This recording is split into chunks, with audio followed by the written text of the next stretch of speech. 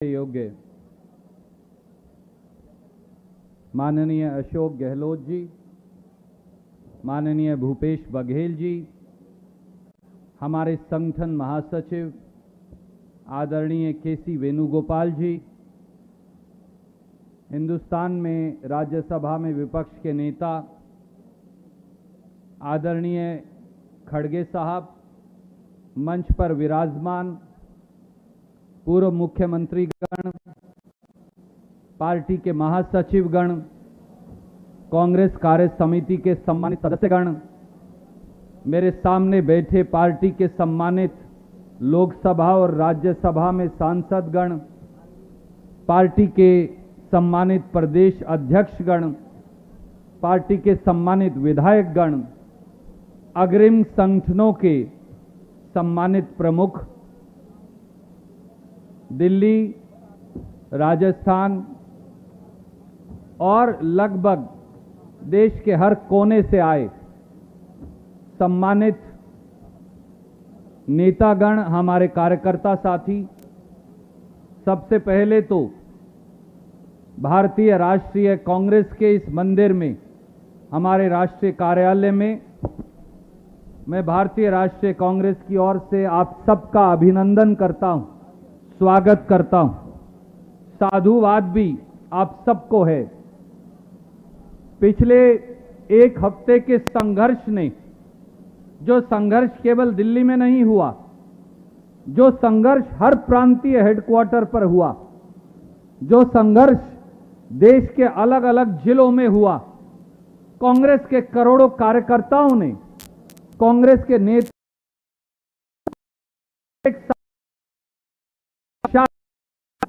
कि इस देश के हर गांव, हर कूचे, हर शहर, हर जिले के अंदर कांग्रेस का कार्यकर्ता तिरंगा झंडा लेकर भारतीय जनता पार्टी के आतंक से लड़ने के लिए तैयार है। आपके जज्बे को नमस्कार, आपके जज्बे को नमन। साथियों, दोस्तों,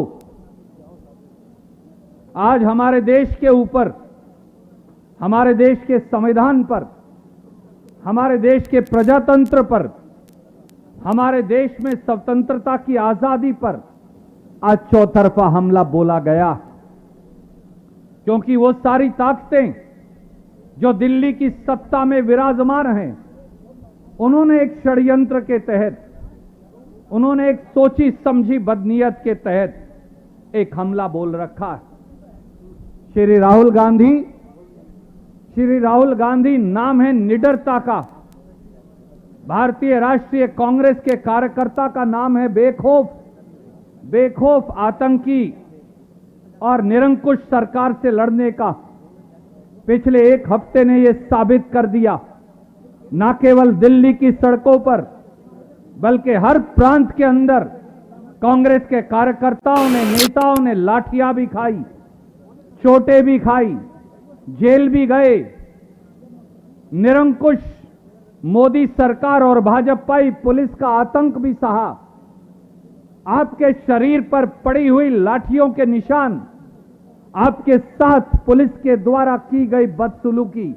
मैं केवल यह कहना चाहूंगा मेरे साथियों, उन करोड़ों साथियों को भी जो हमें देख पा रहे हैं, कि यह व्यर्थ नहीं जाएगी।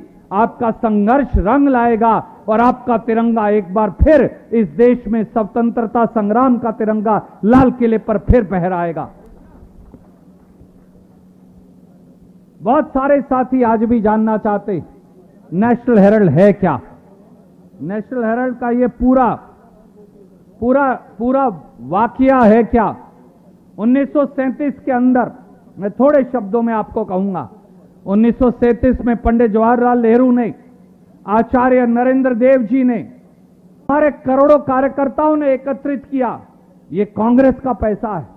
कांग्रेस का पैसा कांग्रेस को अखबार के देने पे जुर्म क्या हो सकता है, मुझे बताइए। और सुब्रमण्यम स्वामी और भारतीय जनता पार्टी के पेट में क्यों दर्द होता है? हमारा पैसा, हमारा अखबार, स्वतंत्रता संग्राम का ये चिन्ह, अगर ये पैसा कांग्रेस पार्टी ने अपने अखबार को दिया, उसकी तनख्वाह दी, उसका बिजली का बिल दिया, लीज का पैसा दिया, तो यह अपराध कैसे हो सकता है? आज उस अपराध में हमारे नेता को आज उस अपराध में नेता को, हमारे नेता को बोलते हैं कि ये मनी लॉन्ड्रिंग है। अरे ये गरीब कांग्रेस के कार्यकर्ता का पैसा है जो उसने कांग्रेस के खाते में जमा करवाया है और कांग्रेस ने सबकी सहमति से अपने अखबार को तनख्वाह का, कर्मचारियों का यह पैसा दिया है। इसलिए मेरे साथियों, जो लोग ये कहते हैं कि ये जुर्म है, वो झूठ बोलते हैं। आज तक हिंदुस्तान के किसी पुलिस थाने में कोई एफआईआर दर्ज नहीं है। एक झूठी शिकायत जो सुब्रमण्यम स्वामी ने दर्ज करी थी प्राइवेट, उस पर हाईकोर्ट ने पाबंदी लगा दी है। तो एफआईआर कहां है, शिकायत कहां है, पैसा कहां है? तो अगर पैसा ही मनी नहीं है तो मनी लॉन्ड्रिंग कैसे है? और बगैर एफआईआर के ईडी कोई केस की जांच नहीं कर सकता। यह हमारे नेता श्री राहुल गांधी की हिम्मत है, यह उनका बेखौफ जज्बा है, यह निडरता का उनका रास्ता है, यह कांग्रेस का निडरता का रास्ता है, जिससे हम अंग्रेज से लड़े कि उन्होंने ये निर्णय किया कि वो ईडी के पास जाएंगे। और इसीलिए आज हम सब एकत्रित हैं। और सच्चाई ये है कि ये अग्निपथ बेरोजगारी का अग्निपथ है। आप मुझे बताइए, अगर देश की फौज ठेके पे भर्ती होगी तो देश के युवा देश की रक्षा करेंगे। हमारे पंजाब, राजस्थान, उत्तर प्रदेश, कर्नाटक, महाराष्ट्र, पूरे देश से आए नौजवानों को आप सियाचिन में खड़ा कर देंगे, पाकिस्तान की फौज के सामने खड़ा कर देंगे, चीन की फौज के सामने खड़ा कर देंगे। अगर हमारे बच्चों का नुकसान हो गया तो कौन जिम्मेवार होगा? क्या नरेंद्र मोदी जी और राजनाथ सिंह जी और अमित शाह जी जिम्मेवारी लेंगे? और 4 साल के बाद ये बच्चे करेंगे क्या? ये कुछ नहीं कर सकते, क्योंकि ना उनके पास शिक्षा होगी, ना योग्यता होगी। और इसको छुपाने के लिए ये ईडी की कार्रवाई हो रही है, ये मिली भगत का षड्यंत्र है। इसलिए मेरे साथियों, मैं मेरी वाणी को विराम देते हुए केवल यही कहूंगा कि अब समय आ गया है इस देश के युवाओं के साथ खड़े होने का, और इस देश के युवाओं का नेतृत्व राहुल गांधी जी कर रहे हैं, कांग्रेस के साथी कर रहे हैं। एक एक गांव में जाकर, एक एक शहर में जाकर हमको नए सिरे से अलग जगानी होगी, ताकि भाजपाई षड्यंत्र बेनकाब हो जाए। जय हिंद, धन्यवाद।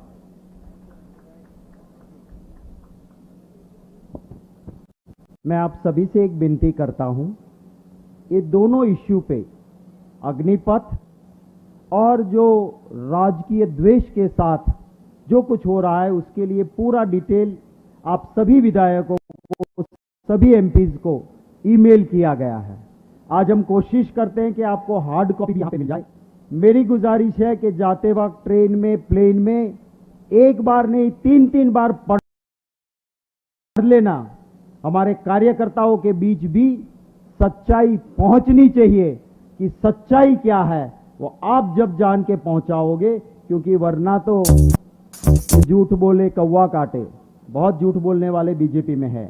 Now I will request our former union minister, CWC member and very popular and senior most lawyer in the Supreme Court, Honorable Sri P. Chidambaram ji, to come here and address the gathering.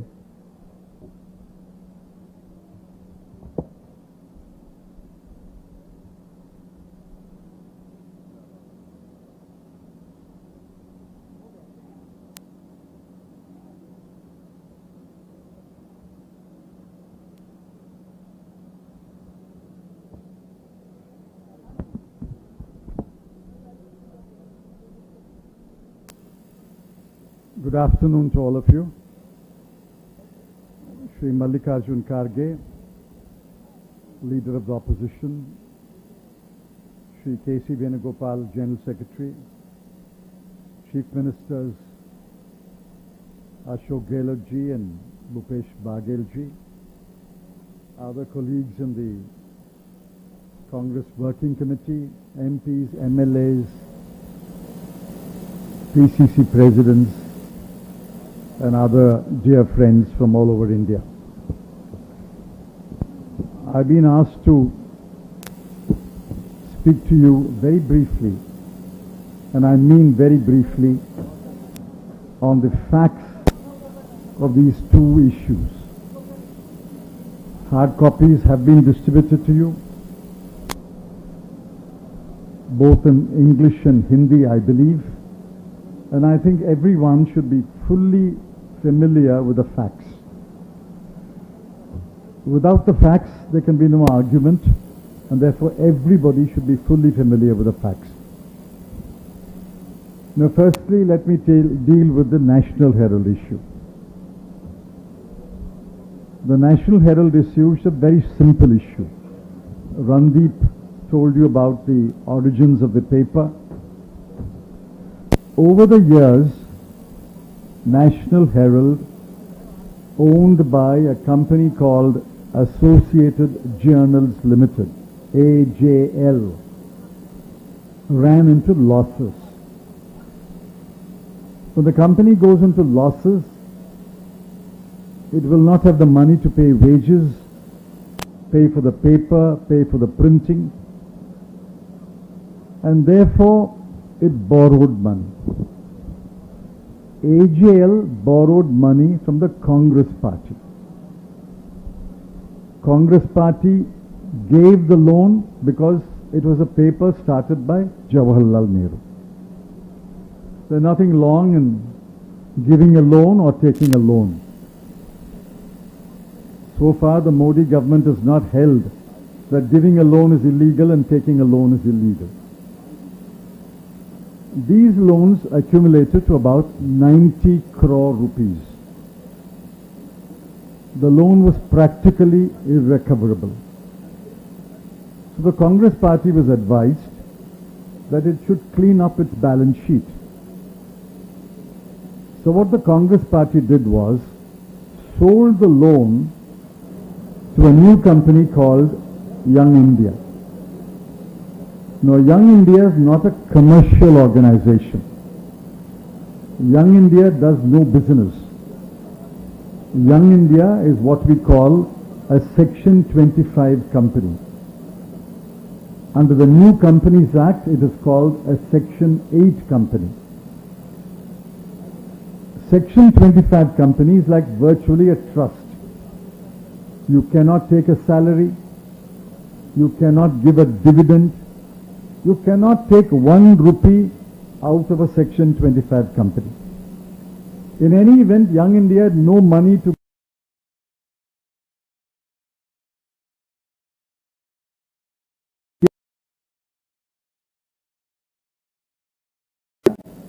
the borrower becomes AJL. There is no difference. Congress Party loan to AJL became Young India loan to AJL. Now, Young India knew that the loan was irrecoverable. So how do you write off the loan? Now, it's the practice adopted by every bank, including public sector banks. When a loan is irrecoverable, you convert the loan into equity. Everybody knows this. Every banker knows this. Every bank chairman will tell you. X bank gives a loan of 100 crore to Y company. The loan is irrecoverable.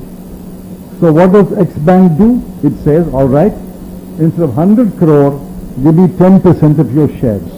So hopefully someday the company will be better managed and you can recover your money. So all that happened was the loan from Young India to AJL was converted to equity. There was no money transaction. Not 1 rupee went from A to B or B to A. It was simply a book transaction where a loan is written as equity. It happens every day in this country. Now, this is perfectly legal is our case. Let us assume that there was some violation. What is the violation? If at all, the violation can be Income Tax Act. The violation can be Companies Act. But Income Tax and Companies Act are not in the scheduled offence of PMLA. There's an income tax going on in the Supreme Court. It is before a bench of 2 judges. It's been pending there for 4 years. There is some kind of an interim arrangement. No authorities above the Supreme Court. Whether there is an income tax violation will be decided by the Supreme Court. No other person can decide that.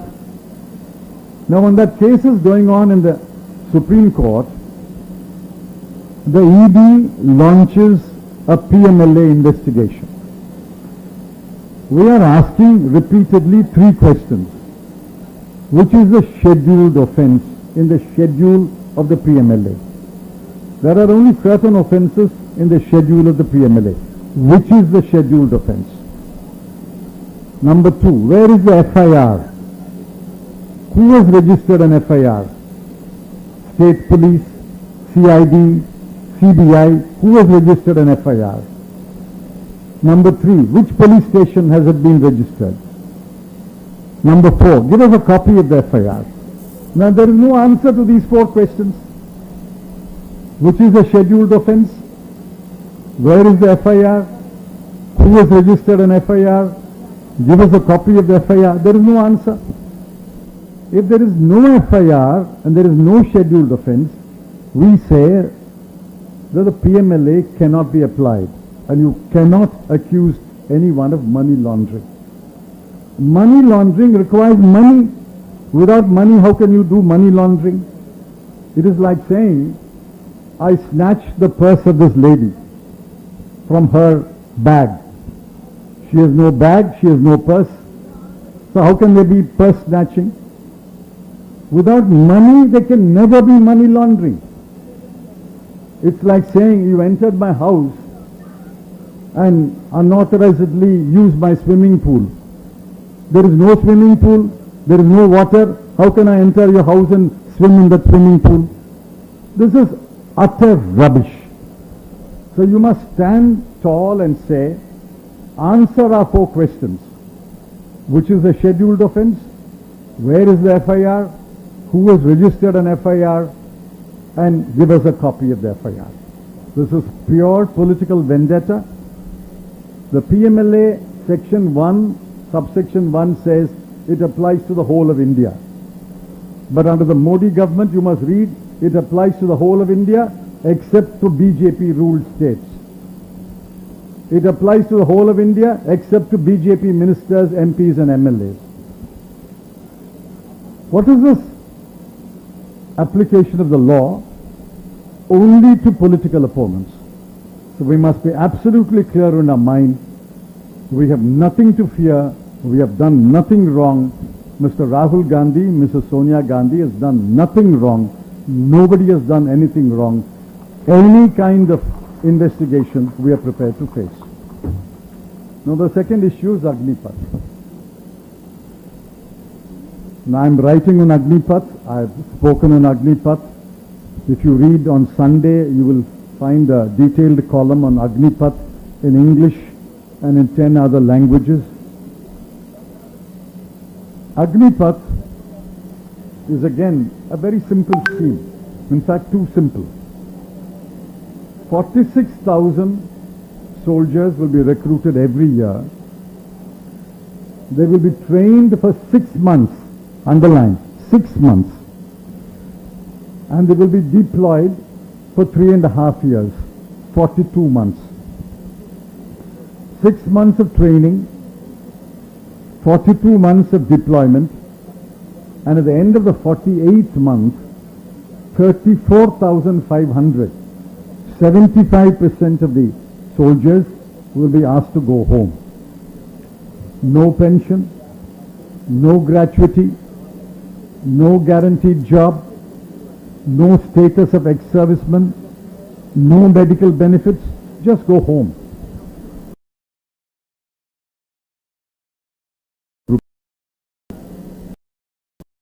It works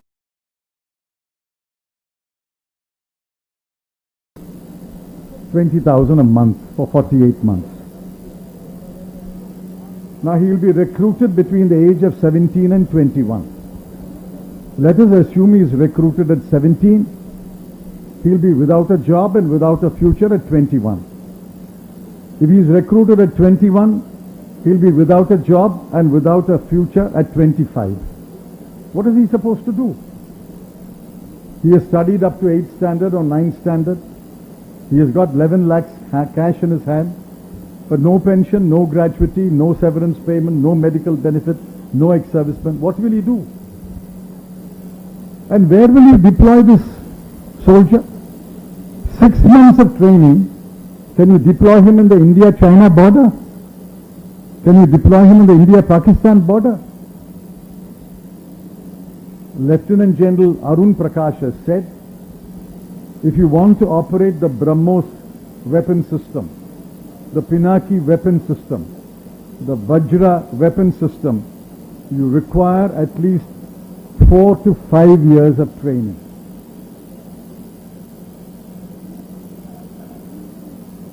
Admiral, former Chief of the Army Staff, has written that Navy and Air Force are highly technology driven. A 6-month training does not qualify a sailor or an airman to operate any of our ships or aeroplanes. Now these people have to work together.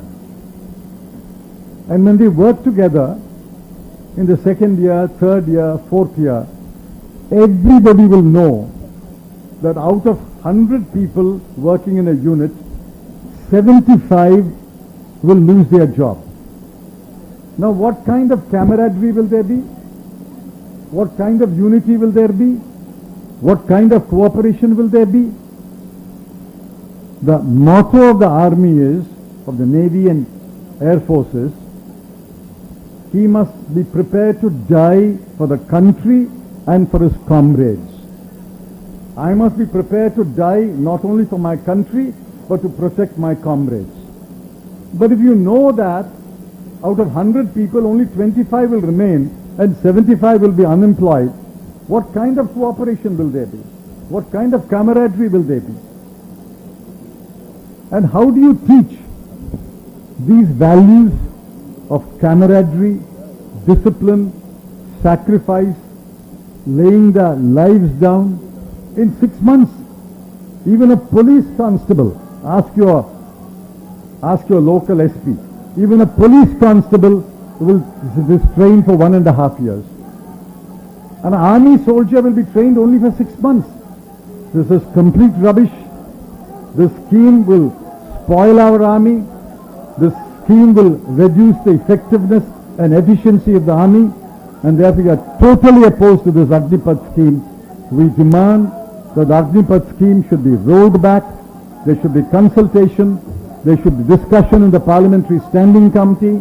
There should be discussion in Parliament, and only then a scheme should be brought. Thank you.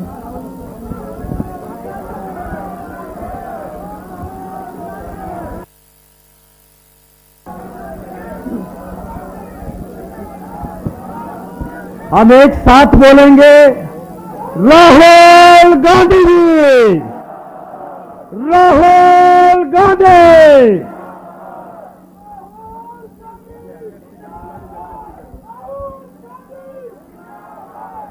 मैं अब आपके सबके सामने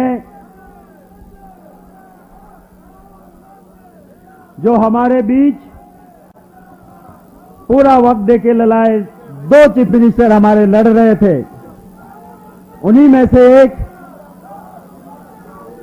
कहते हैं छत्तीसगढ़िया सबसे बढ़िया, छत्तीसगढ़िया सबले बढ़िया।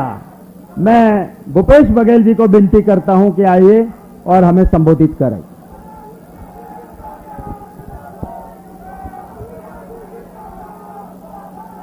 मंच में उपस्थित हम सबके नेता आदरणीय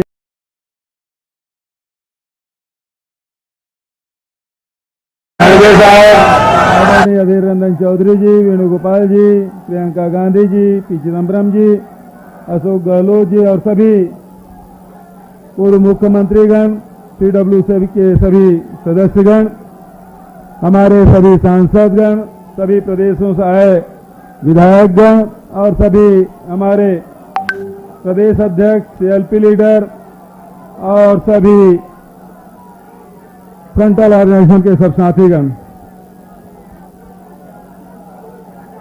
बहुत जोश है, उत्साह है। आप सबसे निवेदन करता हूं, एक बार जोरदार मेरे साथ नारा लगाएंगे। कांग्रेस पार्टी, सोनिया गांधी, राहुल गांधी, प्रियंका गांधी, पहले लड़े थे गौरव से, पहले लड़े थे गौरव से। राहुल गांधी जिंदाबाद, राहुल गांधी जिंदाबाद, राहुल गांधी जिंदाबाद, जिंदाबाद जिंदाबाद, जिंदाबाद जिंदाबाद, राहुल गांधी जिंदाबाद। धन्यवाद। अभी और नारा लगाना है।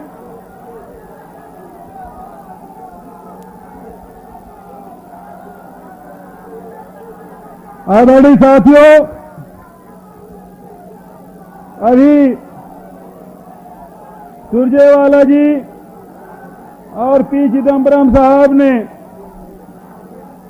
बहुत तकनीकी रूप से आपको जानकारी दिए हैं। मेरे बाद भी आने वाले वक्ता आपको सब इसकी जानकारी देंगे, लेकिन मैं ये बात कहना चाहता हूं कि आखिर अभी जो घटनाएं जून महीने में घटी है, जो स्थिति पूरे देश में निर्मित हुई है, वो हम सब के सामने पूरा देश देख रहा है। आज स्थिति क्या है? हमारे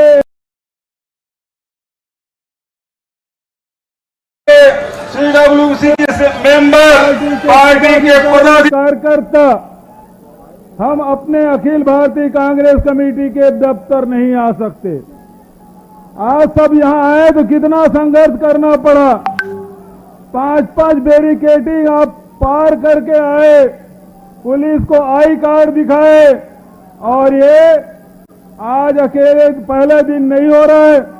पिछले एक सप्ताह से कार्यकर्ताओं को, पार्टी पदाधिकारियों को, पार्टी के ऑफिस बेरर को, यहां जो काम करने वाले लोग हैं उसे आने नहीं दिया जा रहा है।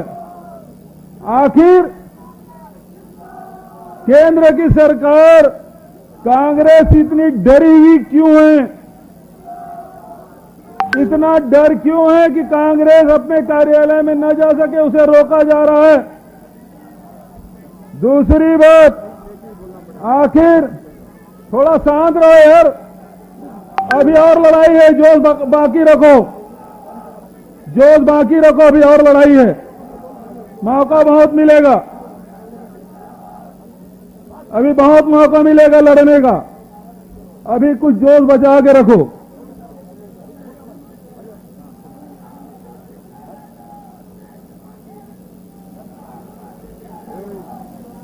थोड़ा शांत रहें।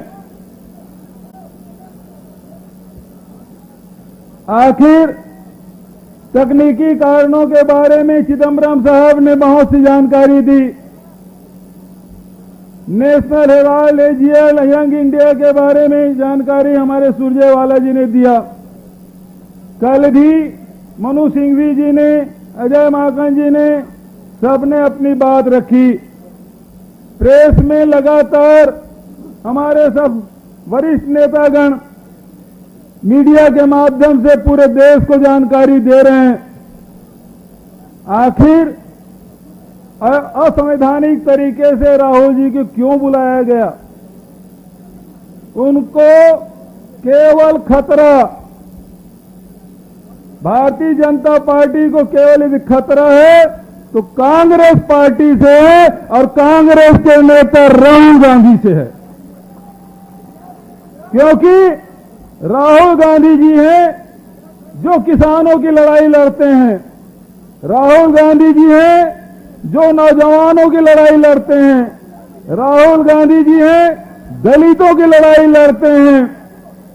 और जब जब सरकार गलती करती है उसके पहले चेतावनी देते हैं कि आप गलत करने जा रहे हो। भूमि अधिग्रहण बिल वापस ले रहे थे, तब भी राहुल जी ने चेतावनी दी थी। राहुल जी ने तब भी चेतावनी दी थी जब आप नोटबंदी कर रहे थे। राहुल जी तब भी चेतावनी दी जब जीएसटी आप लागू कर रहे थे। राहुल गांधी जी तब भी चेतावनी दिए जब वैश्विक महामारी आ रहा था।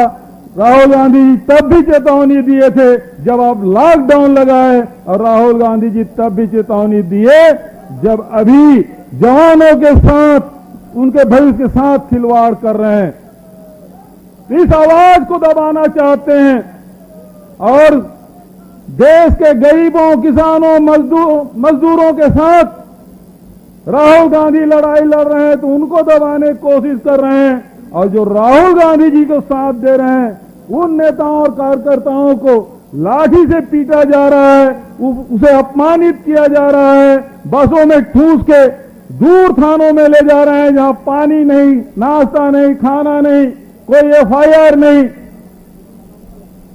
तो देश के लिए लड़ने वाले नेता राहुल जी को प्रताड़ित करने का काम, और राहुल जी को साथ देने वाले चाहे नेता हो, चाहे हमारे सांसद हो, विधायक हो, चाहे कार्यकर्ता हो, उनको प्रताड़ित करने का काम कर रहे हैं। आज लड़ाई इसी बात की है, देश को बचाने की जरूरत है, देश के किसानों के हक की रक्षा करने की आवश्यकता है, देश के नौजवानों के भविष्य को सुरक्षित करने की आवश्यकता है। तो ये लड़ाई राहुल गांधी जी लड़ रहे हैं, कांग्रेस पार्टी लड़ रही है, तो हम सब लड़ेंगे और जीतेंगे। मेरे साथ में नारा लगाइए, मैं नारा के बाद अपनी बात में समाप्त करूंगा। कांग्रेस पार्टी जय जवान, जय जवान। अब जवानों की बात आई तो ये कहते हैं कि 4 साल की भर्ती, 6 महीने का ट्रेनिंग। अरे 6 महीने में तो लेफ्ट राइट करना और यूनिफॉर्म पहनना नहीं आ पाता, आप सेना में भर्ती कर देंगे। और 4 साल बाद जो आदमी जब नौकरी करता है, 60 साल में रिटायर होता है, तो दादा बन जाता है, नाना बन जाता है। अब तो जो रिटायर होंगे हमारे जवान, तो रिटायरमेंट के बाद शादी करेंगे। ये स्थिति ला दी।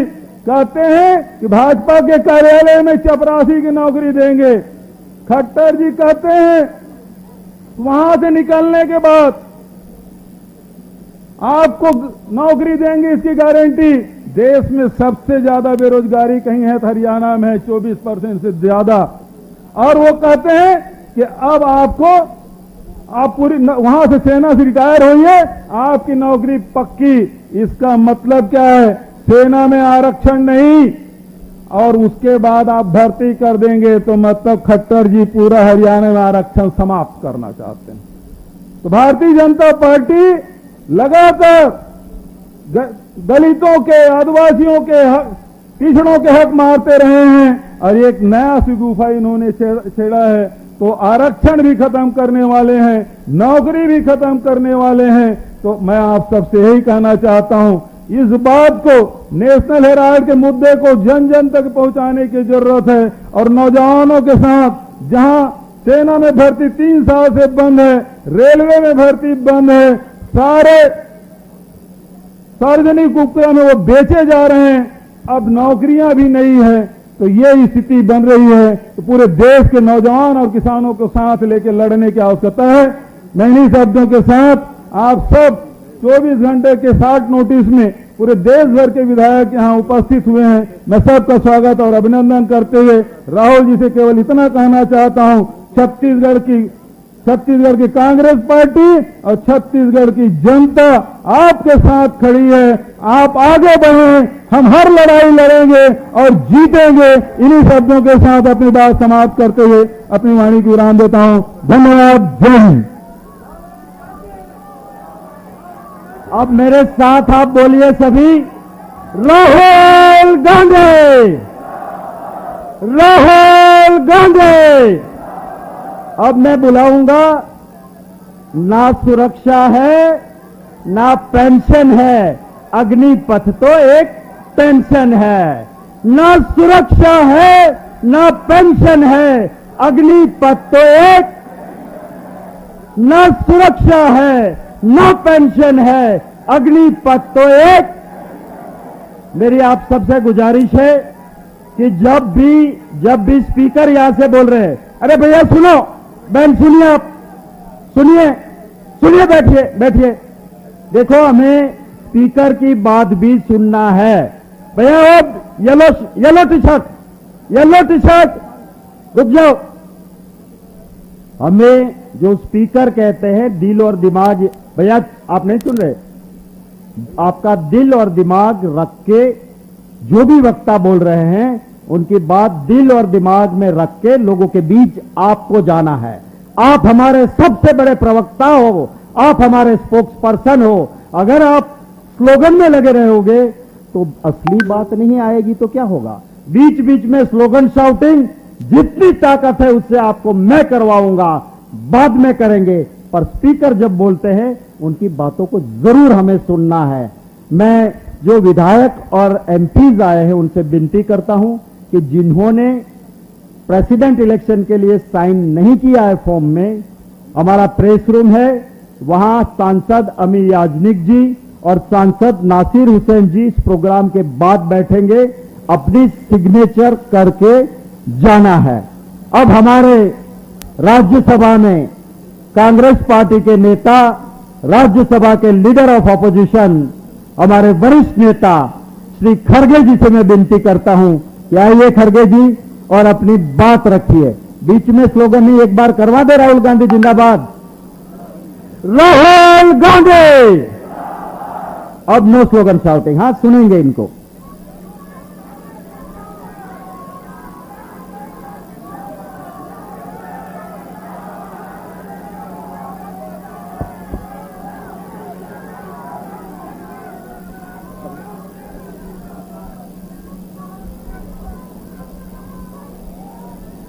आज के इस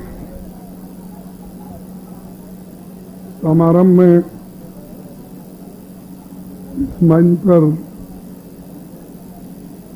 बैठे हुए हमारे नेता राहुल गांधी जी और प्रियंका गांधी जी,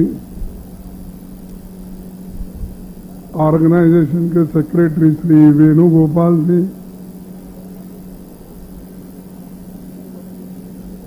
और पार्लियामेंट के 4 लीडर आदिर रंजन चौधरी जी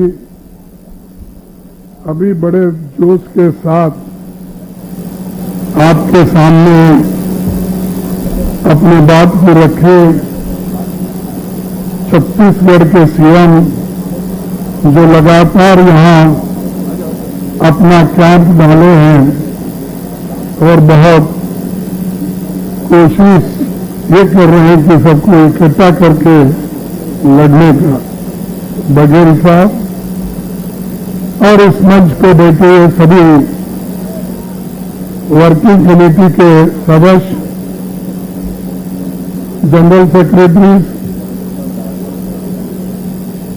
और यहां पर पधारे हुए मेरे पार्लियामेंट के मेंबर्स, एमएलए और सारे प्रमुख नेतागण जो हर स्टेट से यहां पर आए हैं, उन सभी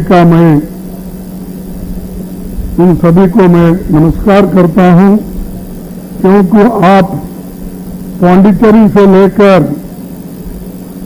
जम्मू कश्मीर तक और बंगाल से लेकर गुजरात तक के सभी नेतागण आज इस मंच यहां पर हाजिर है। आपको सभी चीजें हमारे जनरल सेक्रेटरी साहब रणदीप सिंह सुरजेवाला जी ने बताया, फिर किसी चिदम्बर जी ने सविस्तार में अंग्रेजी में बताया,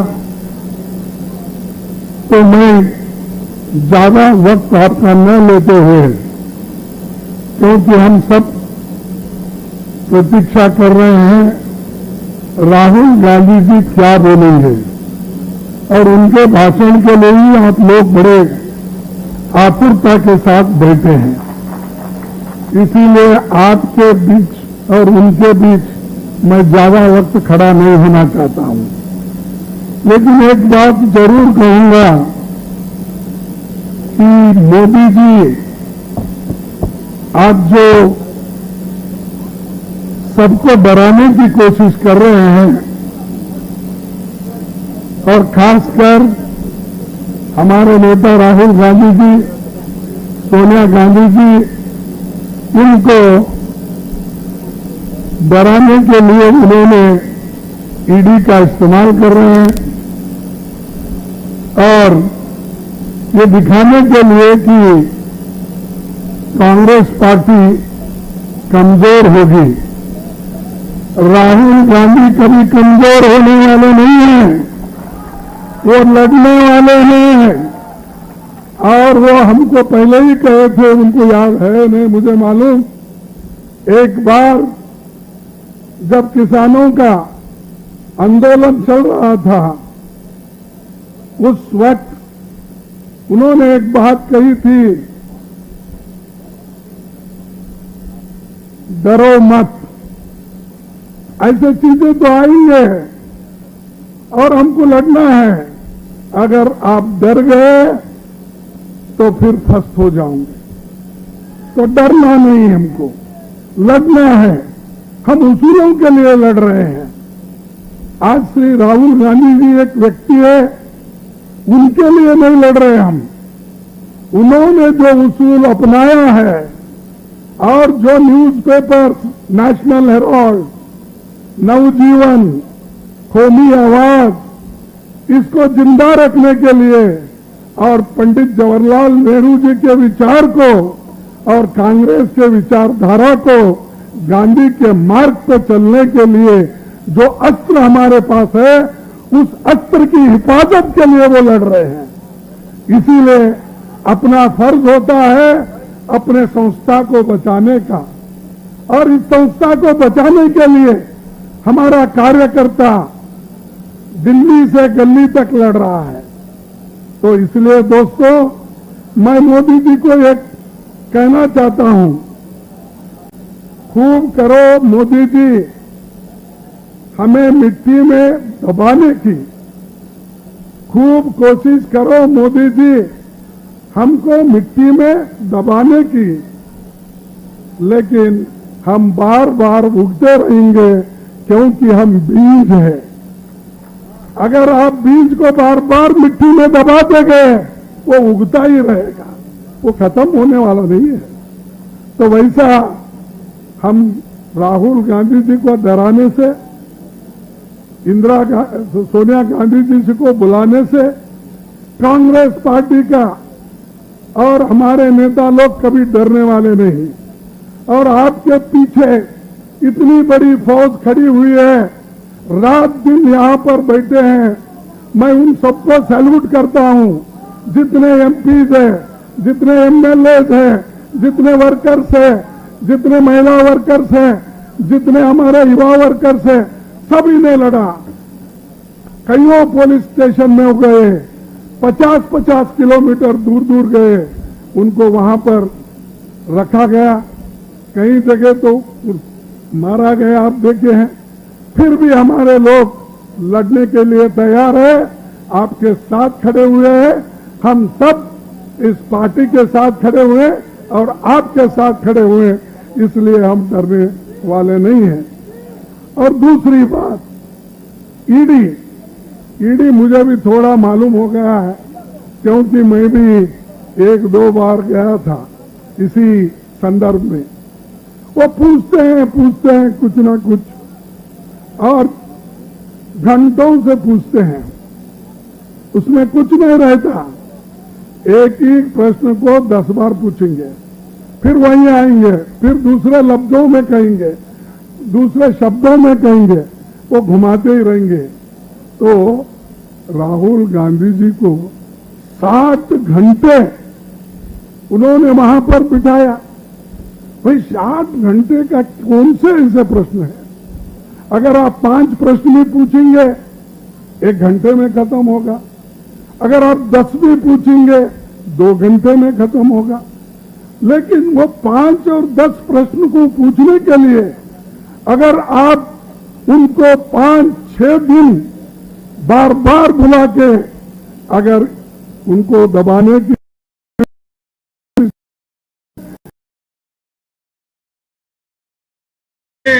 आपके लिए भी, क्योंकि वो नेता डरने वाला नहीं है। और आप उसके क्योंकि उन्होंने इन्फ्लेशन पे बात करते हैं, अनएम्प्लॉयमेंट पे बात करते हैं, गरीबों शोषितों की बात करते हैं, इसीलिए आप डरते हैं। जब डरते हैं तो आप ऐसे काम करते हैं।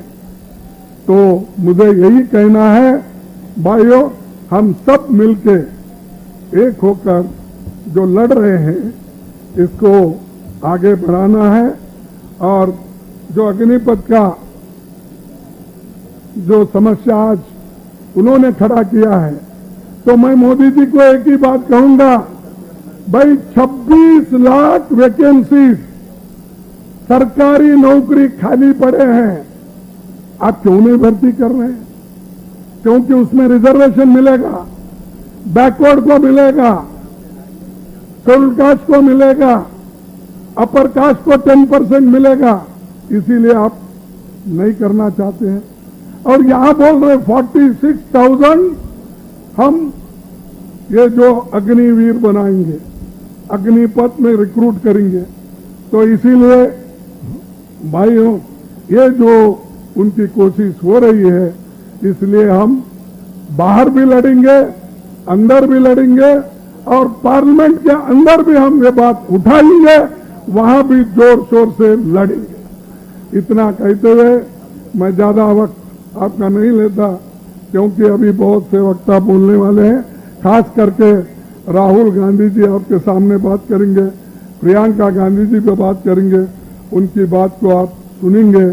ऐसा मैं कहते हुए मेरे 4 शब्द को समाप्त करता हूं। जय हिंद, जय कांग्रेस। मैं दो ही स्लोगन बोलूंगा, आप सभी लोग बोलना चाहिए। जय हिंद। अरे जोर से बोलो, आपकी सुआज, आपका आवाज सुन के मोदी तो भागे बाहर। जय हिंद, जय हिंद। धन्यवाद।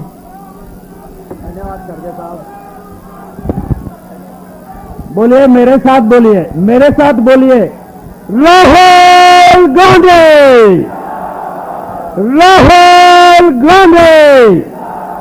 न सुरक्षा है न पेंशन है, अग्निपथ तो एक। न सुरक्षा है न पेंशन है, अग्निपथ तो एक। Thank you. अब मैं विनती करूंगा, हमारे लोकसभा में कांग्रेस पक्ष के नेता, आप बार बार जिनको लड़ते हुए देखते हो, अधीर दादा को, कि आइए और 3 मिनट के अंदर अपनी बात रख दीजिए। नहीं, मैं बोलना नहीं चाहता। मंच पे विराजमान हमारे सारे नेतागण और जिनके लिए आप सब बेचैन हो रहे हैं, हमारे राहुल जी, बेसब्री से आप सब जिनकी भाषण सुनने के लिए इंतजार कर रहे हैं, मैं उनको ये मंच छोड़ने के लिए मैं भी अधीर हो चुके हैं। फिर भी मैं 2 शब्द कहना चाहते हैं। राहुल गांधी जी को और गांधी परिवार को एक भ्रष्टाचारी परिवार साबित करने के लिए हर संभव तरीका आज की सत्तारूढ़ पार्टी अपना रहे हैं। सिर्फ एक सवाल मुझे सताते हैं हर वक्त कि जिस जवाहरलाल नेहरू जिन्होंने 17 साल हिंदुस्तान की प्रधानमंत्री पद संभाले, जिस परिवार के इंदिरा गांधी ने ये हिंदुस्तान की एक ताकतवर प्रधानमंत्री के रूप से देश को संभाली, इसके साथ जिस परिवार के राजीव गांधी ने ये देश के लिए शहादत किए, इसके अलावा कांग्रेस पार्टी की लाल बहादुर शास्त्री से लेकर मनमोहन सिंह जी, इतने साल हिंदुस्तान में कांग्रेस पार्टी की राज चली। वो परिवार वो सिर्फ 90 करोड़ रुपया के लिए कभी मोहताज हो सकता? आप बताइए। ये सरकार ये साबित करना चाहते हैं कि नेशनल हेराल्ड जो अखबार और उसके साथ जुड़े हुए 90 करोड़ ये घोटाला साबित करना चाहते हैं हिंदुस्तान के आम लोगों की जहन में।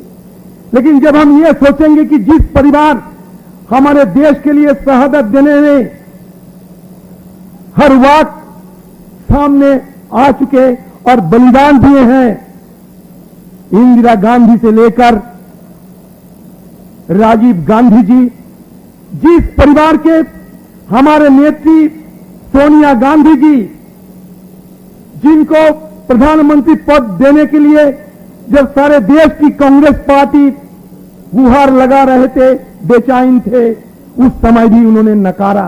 उस परिवार, उसके लिए 90 करोड़ रुपया कोई बड़ी बात है? आप बताओ। ये सिर्फ एक साजिश, ये परिवार को छवि को धूमिल करने के लिए हिंदुस्तान में, इसलिए हम लड़ते रहेंगे। जी को लगातार 54 घंटे, एक नहीं, दो नहीं, तीन नहीं, चार नहीं, 5 दिन लगातार पूछताछ किए गए हैं। ईडी वालों ने सोचे थे, मोदी अमित शाह जी सोचे थे कि राहुल गांधी जी को परेशान कर देंगे, थक भी जाएंगे। लेकिन राहुल गांधी जी थकने वाला नहीं, राहुल गांधी जी डरने वाला नहीं। ये आज जग जाहिर हो चुके हैं, ये आज हिंदुस्तान में साबित हो चुके हैं। उनके साथ साथ हम लोग भी चाहते हैं कि उनके राहों पर चलते हुए, लीडर होते हुए, ये मोदी सरकार की धज्जियां उड़ाते हुए हम भी अगले दिन कदम कदम मिला के कांग्रेस पार्टी को बुलंदी में ले जाने के लिए हम सब कुछ बहा देंगे, चाहे पसीना, चाहे खून, जो मांगिए कांग्रेस पार्टी की बहाने के लिए हम बिल्कुल खड़ा रहेंगे। न संघर्ष, न तकलीफ, मजा क्या है जीने में। बड़ा बड़ा तूफान थाम जाएगी जब आग लगी हो सीने में। जय हिंद। राहुल गांधी, राहुल गांधी। ना सुरक्षा है, ना पेंशन है, अग्निपथ तो एक, जोरों से आवाज निकलनी चाहिए। ना सुरक्षा है, ना पेंशन है, अग्निपथ तो एक। अब मैं, जिन्होंने इस लड़ाई में पता नहीं कब सोते थे, कब जागते थे, कब प्यार से कहते थे और कब डांट देते थे, ऐसे हमारे जनरल सेक्रेटरी ऑर्गेनाइजेशन केसी वेणुगोपाल जी से बात करता हूं कि आए और अपनी बात रखें। और ये सभी साथी भैया, और red T shirt with line देख लिया, येलो टी शर्ट आपको देख लिया, बैठ जाइए, सुनिए इनको। Respected Rahul ji, CWC members, our PCC president, CLP leaders, MPs, MLAs, dearest party leaders and workers, good afternoon to everybody. Everybody is waiting for Rahul ji's speech. He had been with our enforcement directorate friends for 54 hours for the last 5 days. One day they kept him till 12:30 in the midnight. we know that he didn't take much food during the course of this questioning. But one thing I am now sure that the people, those who are questioning Rahul Gandhi, may understand now who is Rahul Gandhi, whether Rahul Gandhi is going to scared by this type of gimmicks or not.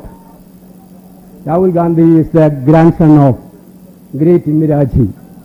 Rahul Gandhi is the son of Rajiv Gandhi. Rahul Gandhi is the son of Madam Sonia Gandhi. Therefore, Rahulji, we are really proud of you. Being the workers of Congress Party, we are really proud of you. Because our opponents thought that by grilling you 5 days continuously, they thought that you will be tired, you will be exhausted. Then it is very easy for them to do their anti-people policies and activities. Now, we know that Chidambaramji and Surjewalaji here already explained what is National Herald case. Congress Party has given 90 crores to our own newspaper. BJP is giving 50 crores to each MLA to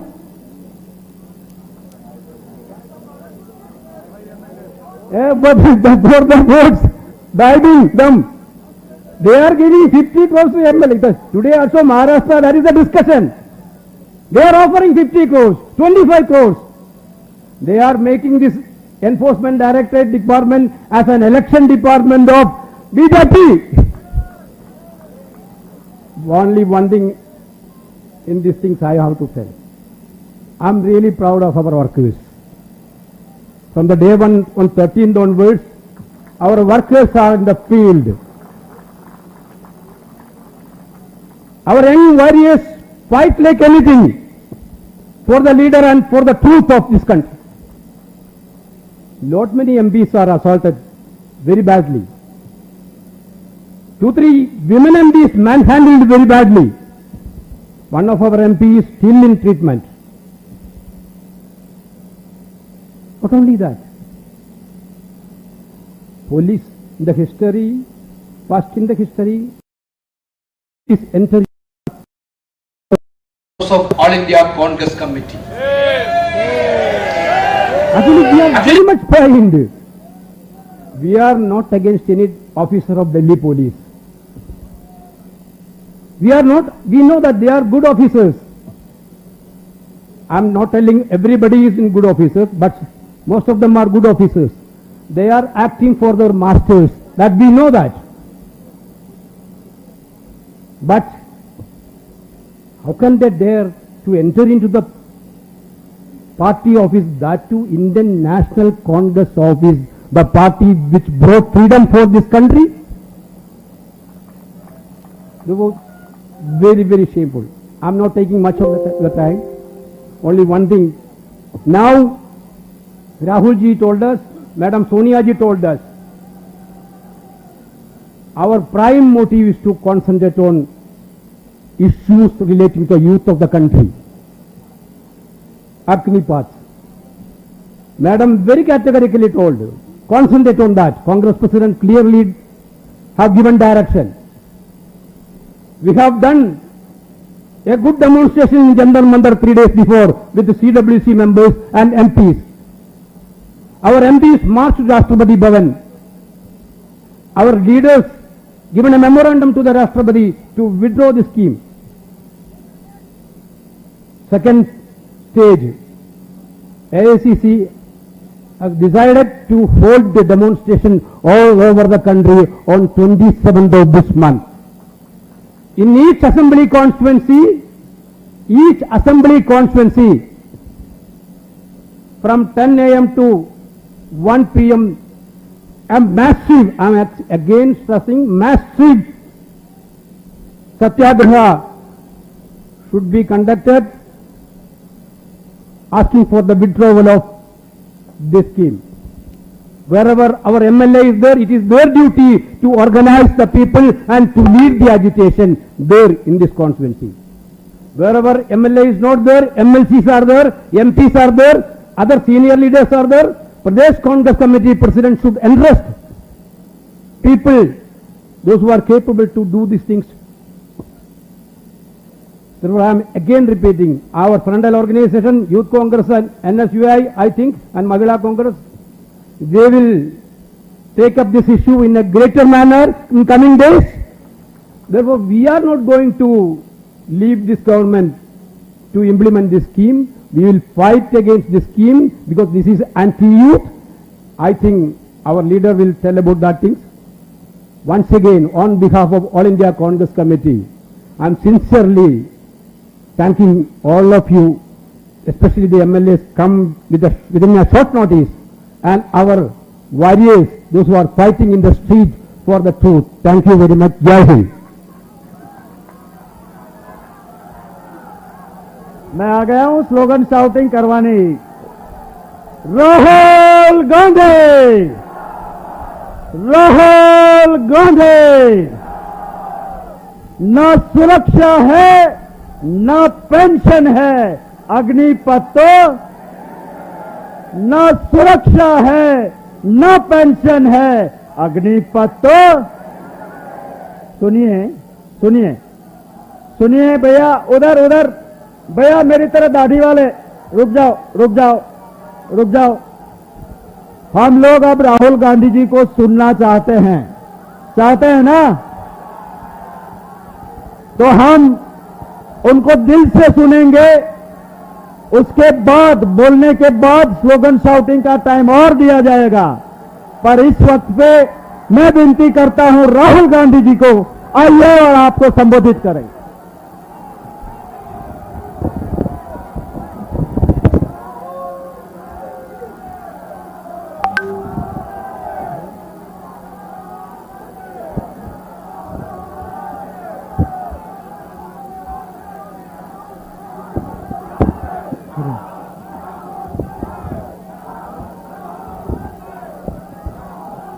CWC members, MPs, MLAs, leaders from across the country, workers, I'd like to welcome all of you here today.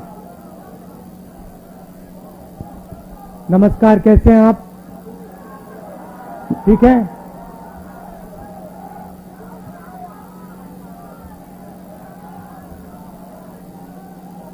तो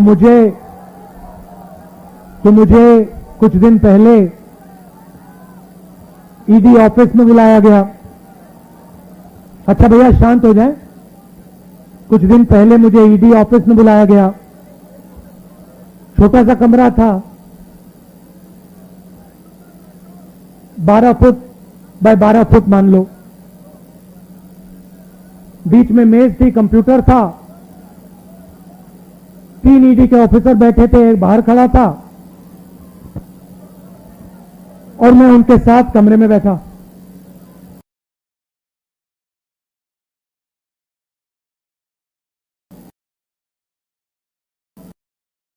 शाम हुई, मैं ज्यादा कुर्सी से नहीं हिला। वो बीच में उड़ जाते थे, चले जाते थे। उनके जो सीनियर ऑफिसर थे, उनको इंस्ट्रक्शन की भी जरूरत थी, तो वो निकलते रहते थे, आते थे। तो रात को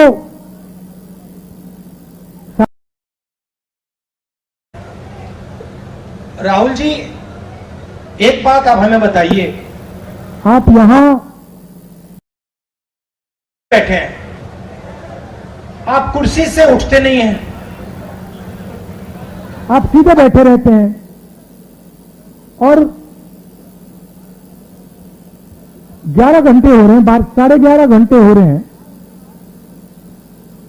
आप बिल्कुल थके ही नहीं हैं। हम थक गए हैं मगर आप नहीं थके।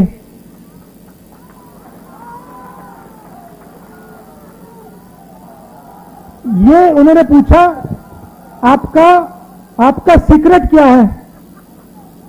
मैंने सोचा और मैंने कहा कि इनको सच्ची बात नहीं कहता हूं, दूसरी बात कह देता हूं, दूसरा कारण कह देता हूं, मगर मेन बात नहीं कहता हूं। मैंने कहा कि मैं विपासना करता हूं, उसमें बैठना पड़ता है, तो आदत लग गई है, मुझे कोई प्रॉब्लम नहीं, 6, 7, 8, 10 घंटे बैठा दो, मुझे कोई फर्क नहीं पड़ता। तो फिर उन्होंने मुझे पूछा, विपासना के बारे में पूछा, मगर सच बात तो मैंने उनको नहीं बताई। आप जानते हो सच बात क्या है? सच बात यह है कि उस कमरे में राहुल गांधी अकेला नहीं बैठा था। उस कमरे में राहुल गांधी के साथ, उस कमरे में राहुल गांधी के साथ कांग्रेस का हर नेता, हर कार्यकर्ता कमरे में बैठा था। आप एक आदमी को थका सकते हो, मगर आप कांग्रेस पार्टी के करोड़ों कार्यकर्ताओं को, नेताओं को नहीं थका सकते हो।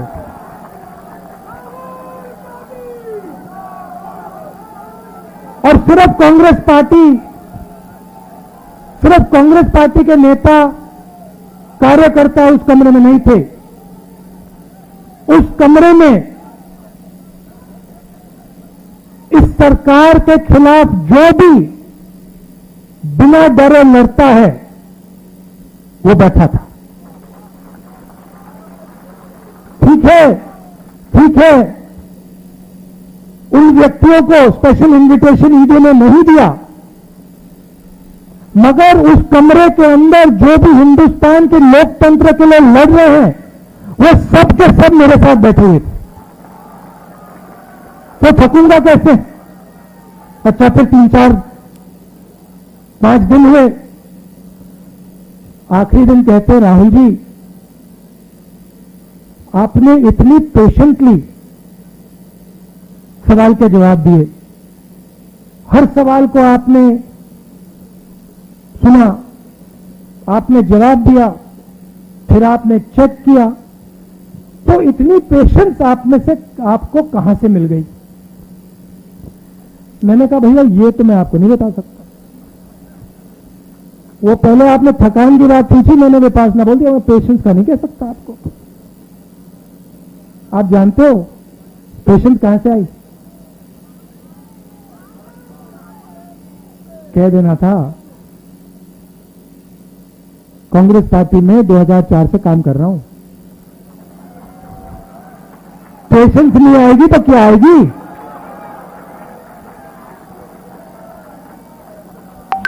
इस बात को कांग्रेस पार्टी का हर नेता समझता है। देखो बैठे हुए सचिन पायलट जी बैठे हुए, सब बैठे हुए, मैं बैठा हूं।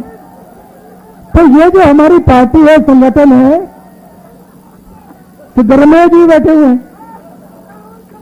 रणदीप, सब बैठे हुए, पेशेंटली बैठे हुए, प्यार से बैठे हुए। तो ये जो हमारी पार्टी है, ये हमें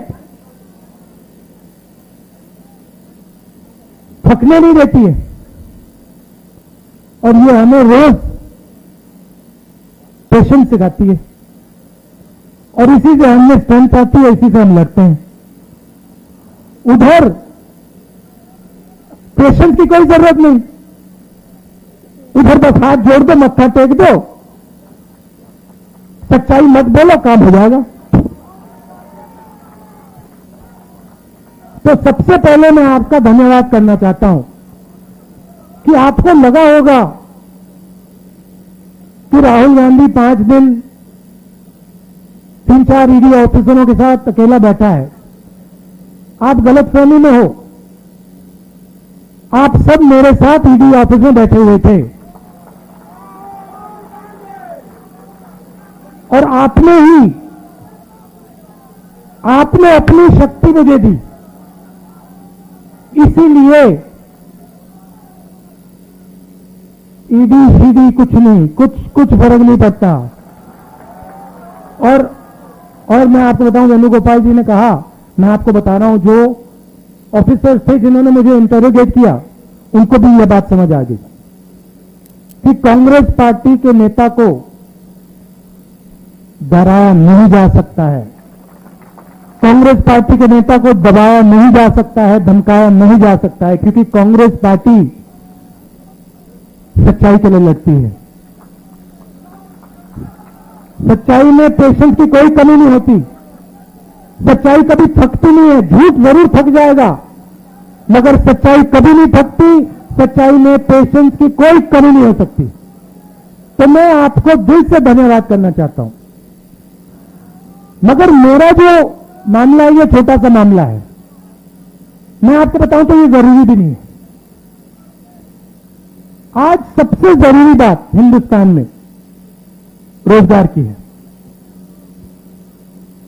नरेंद्र मोदी की सरकार ने जो इस देश की रीढ़ की हड्डी है, स्मॉल एंड मीडियम इंडस्ट्री, जो इस देश को रोजगार देती है, उस रीढ़ की हड्डी को इन्होंने तोड़ दिया है। और आज मैं महीनों से कह रहा हूं,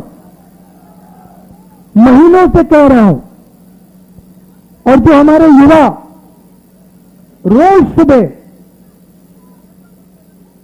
हर रोज सुबह दौड़ते हैं, आर्मी में, नेवी में, एयरफोर्स में, फोर्सेज में भर्ती होने के लिए दौड़ते हैं, उनसे मैं कह रहा हूं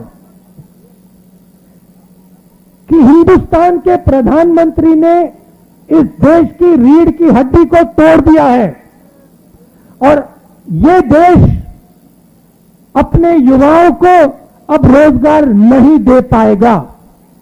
चाहे सरकार कुछ भी कर ले, ये देश अपने रोजगार नहीं दे पाएगा। दो तीन बड़े उद्योग नरेंद्र मोदी जी ने देश पकड़ा दिया है। ये दो तीन उद्योगपति देश को रोजगार नहीं दिलवा सकते हैं। और अब जो आखिरी रास्ता था, युवाओं के लिए जो आखिरी रास्ता था देशभक्ति का, आर्मी का, फोर्सेस का, उस रास्ते को इन लोगों ने बंद कर दिया है।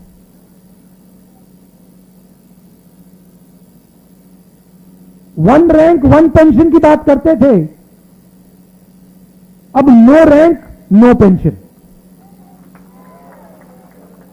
अब आप दौड़ो, सुबह दौड़ो, आर्मी में भर्ती हो और फिर घर जाओ। और याद रखना, जब आप घर जाओगे, मैं गारंटी करके कह रहा हूं, जब आप घर जाओगे, आर्मी के बाद घर जाओगे, आपको कोई रोजगार नहीं मिलने वाला है, कोई रोजगार नहीं मिलने वाला है। दूसरी तरफ आज चाइना की सेना हिंदुस्तान की धरती में बैठी हुई है। 1000 स्क्वायर किलोमीटर से ज्यादा जमीन चाइना की सेना ने हमसे छीनी है। यह सच्चाई है, इस बात को हिंदुस्तान की सरकार ने एक्सेप्ट किया है। सेना को मजबूत करना चाहिए और सरकार सेना को कमजोर कर रही है और इसका नतीजा आएगा। जब युद्ध होगा तब इसका नतीजा आएगा।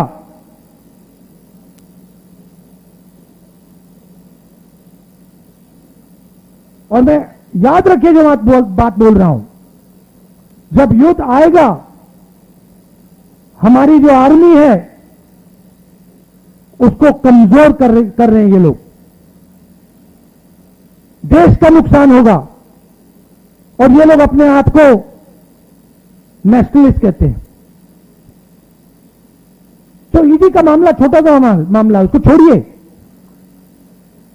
सबसे जरूरी मामला, सबसे जरूरी बात, ये जो हमारे युवा हैं, जो हर रोज, ये देशभक्ति का एक चिन्ह है, हर प्रदेश में ये सुबह 4 बजे दौड़ते हैं, इनके भविष्य की रक्षा करना हमारा काम है, हमारा फर्ज, ये हमें करना है। और हमने कहा है, देखिए, किसानों के बारे में मैंने कहा था, मोदी जी को ये बिल वापस लेने पड़ेंगे, कहा था ना मैंने, लिया ना वापस।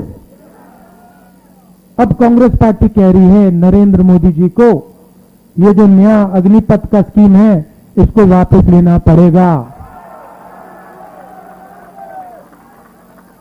और हिंदुस्तान का हर युवा हमारे साथ इस काम में खड़ा मिलेगा, क्योंकि हिंदुस्तान का युवा जानता है कि सच्ची देशभक्ति सेना को मजबूत करने की होती है, सेना को कमजोर करने की नहीं होती है।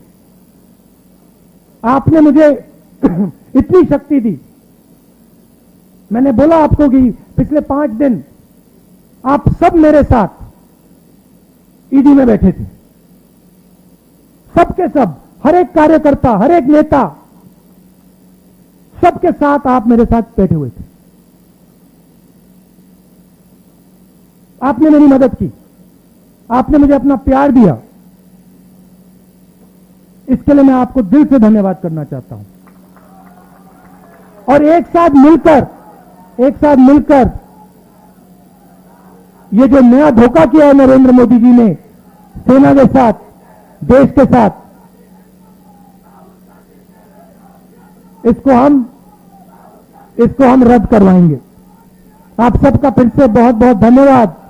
नमस्कार। अब मैं विनती करूंगा भाई अनिल चौधरी जी को कि आपका धन्यवाद करें। मैं आप सबको कहता हूं कि राष्ट्रगीत होगा, राष्ट्रगान होगा, तब तक अपनी जगह हम नहीं छोड़ेंगे। राष्ट्रगान हो